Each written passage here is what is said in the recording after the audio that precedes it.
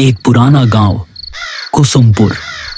चारों तरफ खेत, टूटी कच्ची सड़कें और रात होते ही ऐसा सन्नाटा कि जैसे हर चीज किसी डरावनी शक्ति के अधीन हो।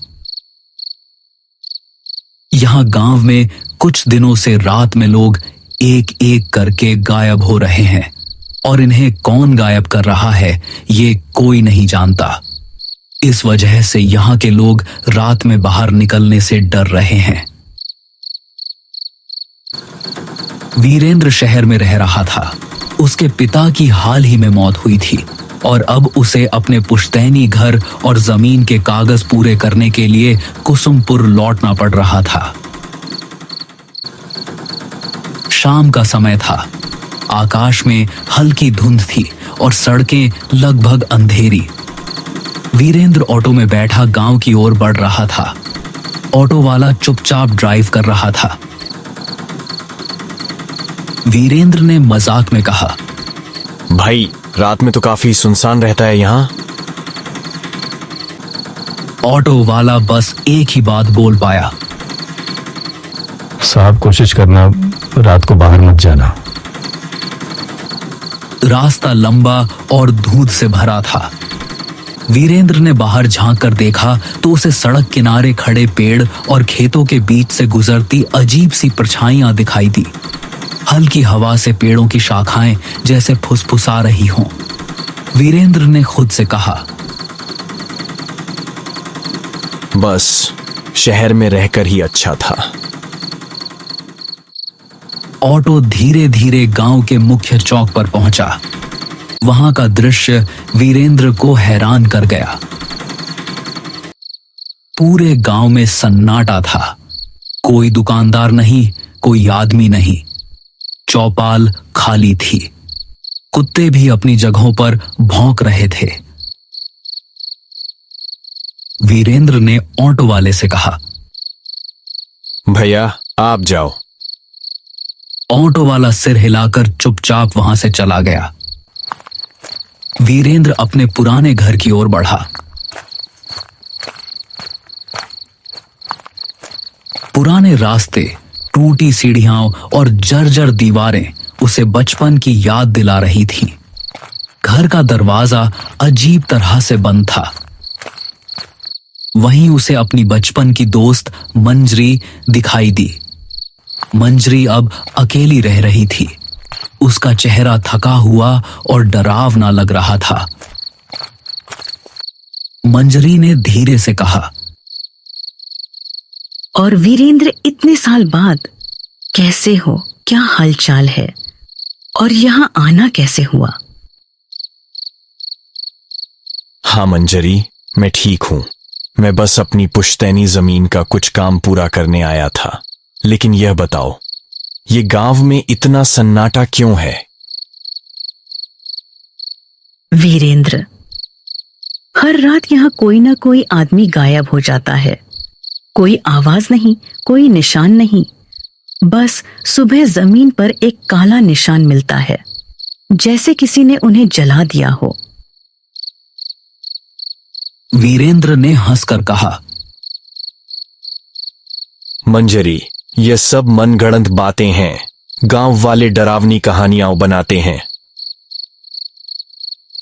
अगर तुम इसे हल्के में लोगे तो शायद बाद में पछताओगे। रात में बहुत अजीब चीजें होती हैं। आवाजें, परछाइयां और कभी-कभी नाम पुकारने वाली आवाजें। वीरेंद्र ने उसे शांत करने की कोशिश की, लेकिन उसके मन में डर बैठ गया। वह जानता था कि रात अब शुरू हो चुकी है और गांव का सन्नाटा धीरे धीरे उसे अपने घेरे में ले रहा है। रात गहरी होने लगी। वीरेंद्र घर के पुराने कमरे में बैठा धुंध से ढकी खिड़कियों के बाहर झांक रहा था। हर खिड़की पर अजीब सी परछाइयां गुजर रही थीं। कभी हवा में फुसफुसाहटें, कभी दीवारों के पीछे किसी का नाम पुकारना। वीरेंद्र ने सोचा, यह सब अजीब है, लेकिन उसके पास समय कम था। वो डरते डरते सोया। अगले दिन जमीन और घर के कागज कंप्लीट करने थे। वो धीरे धीरे गांव की गलियों में घूमना शुरू करता है। वहां हर घर का दरवाजा जल्दी बंद होता है, कोई बाहर नहीं दिखता, चौपाल बिल्कुल खाली। कुत्ते भी अजीब तरह से घूर रहे थे। वीरेंद्र ने महसूस किया कि जैसे हर कोई डर के साए में रह रहा हो। तभी उसे गांव का पुराना पंडित दिखाई दिया। पंडित बुजुर्ग और गंभीर थे। उनका चेहरा समय की मार झेल चुका था। पंडित ने वीरेंद्र को देखते ही गंभीर स्वर में कहा, वीरेंद्र, तुम यहां क्या करने आए हो?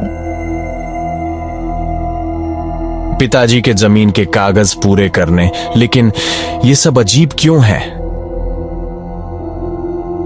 यह गांव शापित है और यह श्राप उसी जमीन से जुड़ा है जो तुम्हारे परिवार की थी। वीरेंद्र हैरान रह गया। उसने पूछा, कैसा श्राप? तुम्हारे दादा ने इस जमीन पर एक मंदिर गिरवाया था। उस मंदिर में एक रक्षक की आत्मा थी जो गांव की रक्षा करती थी। जब मंदिर टूट गया, आत्मा कैद हो गई। अब यह हर रात किसी इंसान की आत्मा खींचती है ताकि अपनी कैद से मुक्त हो सके। वीरेंद्र ने पंडित की बातों को बड़ी गौर से सुना, लेकिन उसके भीतर डर बैठ चुका था। वीरेंद्र ने पंडित की बातों को सोचते हुए रात बिताई। आसपास के धुंध और आवाजें उसे लगातार परेशान कर रही थीं। दीवारों के पीछे फुसफुसाहटें, हवाओं में नाम पुकारने की आवाजें और खिड़कियों से गुजरती काले साए उसे मानसिक रूप से कमजोर कर रहे थे। अगले दिन वीरेंद्र ने तय किया कि वह उस जगह जाएगा जहां मंदिर था। उसे जानना था कि क्या सच में यह श्राप उसके परिवार की गलती का परिणाम है। वीरेंद्र, मत जाओ वहां, यह खतरनाक है। तुम्हें शायद बचकर नहीं निकल पाओगे। मुझे सच्चाई जाननी है। अब डर कोई काम नहीं आएगा। रात का समय था। पूरा गांव वीरेंद्र को रोकने की कोशिश कर रहा था, लेकिन वीरेंद्र ने हिम्मत दिखाते हुए आगे बढ़ना तय किया। वीरेंद्र उस जगह पहुंचा। चारों तरफ जली हुई मिट्टी, टूटी दीवारें और बीच में एक पुराना बुझा हुआ दिया पड़ा था। वीरेंद्र ने धीरे से दिया जलाया।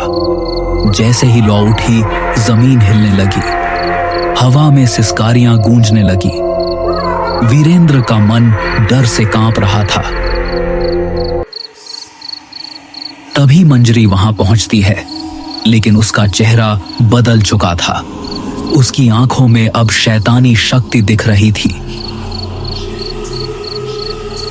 मंजरी इंसान नहीं थी, वो वही राक्षस की आत्मा थी जो मंदिर टूटने पर कैद हो गई थी। सालों से मंजरी गांव के लोगों को मार रही थी ताकि उन्हें अपने अंदर खींचकर श्राप से मुक्त हो सके, लेकिन अब वीरेंद्र के लौटने से उसकी कैद पूरी तरह टूटने वाली थी। मैं अब तुम्हें नहीं छोड़ूंगी। तुम्हें निगलने के बाद मैं इस श्राप से मुक्त हो जाऊंगी। नहीं, मुझे छोड़ दो। लेकिन आसपास धुआं फैल जाता है। धीरे धीरे वीरेंद्र गायब हो जाता है। गांव में अब केवल सन्नाटा और हवा में हल्की सिसकारियां रह जाती हैं। सुबह गांव में अफवाह फैलती है। वीरेंद्र भी उस राक्षस के चंगुल में फंस गया। गांव के लोग अब और अधिक डर के साए में जीने लगते हैं। कुसुमपुर की धुंध अब और घनी हो जाती है। सड़कें, पेड़, खेत और पुराना घर सब कुछ जैसे वीरेंद्र की कमी को महसूस कर रहा हो।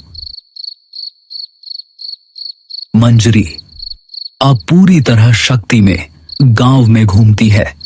हर रात वह नए शिकार ढूंढती है और कोई नहीं जानता कि अगली रात किसका साया दीवारों पर रह जाएगा।